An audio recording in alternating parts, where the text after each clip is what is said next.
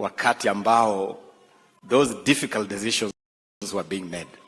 I went to see my big brother and I talked to him as a young brother would talk to a big brother. And I could sense the difficulty of the decisions that were being made at that time. And when I saw him make a firm decision at the Bomas of Kenya, I said, this man is a leader. This man is a leader.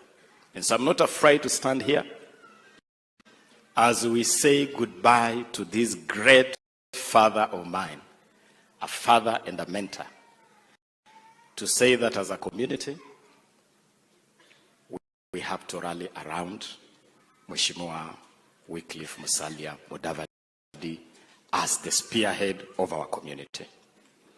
Mheshimiwa Mudavadi ametuongoza kufahamisha Mheshimiwa Rais kuhusu msiba huu, na kwa sababu he is my senior, he will deliver the condolence message from government. But just to say, in the midst of this morning, tumekuwa na fursa ya kutembelewa na Mheshimiwa Rais katika eneo letu. Na Mheshimiwa Rais ametembea kaunti zote za magharibi mwa Kenya. Alianzia safari hapa nyumbani hapa Busia, ametembea Vihiga, Kakamega, Bungoma. Amekaa na sisi takriban muda wa wiki nzima. Hata cabinet kwa mara ya kwanza katika historia ya Kenya, cabinet imeketi Kakamega State Lodge na tukapitisha resolutions za serikali tukiwa hapa Ingo. Na kwenye huo muda wa wiki nzima miradi imezinduliwa tele. Industrial parks hapa Nasewa is going to be a major industrial center employing our young people.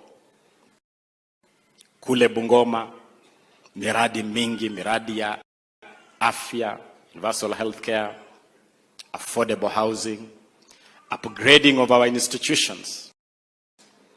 Alupe sasa iko njiani kuwa kikuu ambacho kinaheshimika. Sigalagala has been moved from a TTI now to a national polytechnic. So is Sangalo from a TTI to a national polytechnic. Many things have happened in this week. The sugar industry is on a revival path. Sitting in this cabinet, mimi ninapoketi kwenye hili baraza la mawaziri, sina budi, sina tashwishi hata kidogo kuhakikishia wananchi wetu wa hapa magharibi mwa Kenya ya kwamba tuko ndani ya hii serikali. Hii serikali ni yetu na agenda yetu inashughulikiwa vilivyo ndani ya hii serikali. So ingawa tulipimia William Ruto kura, because even as you say shares, hata hii Biblia tunapo, even as we talk about the Bible says utavuna ulichopanda. Tulipanda kidogo sana kwa Mheshimiwa William Ruto, lakini hata ingawa tulipanda kidogo tunavuna kikubwa. And I know that next time tutapanda kikubwa zaidi. And so kwa heshima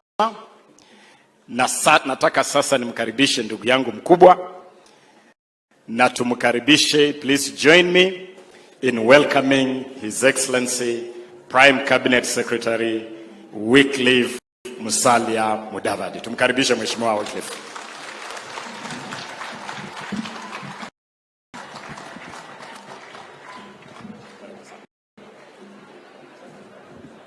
Asante.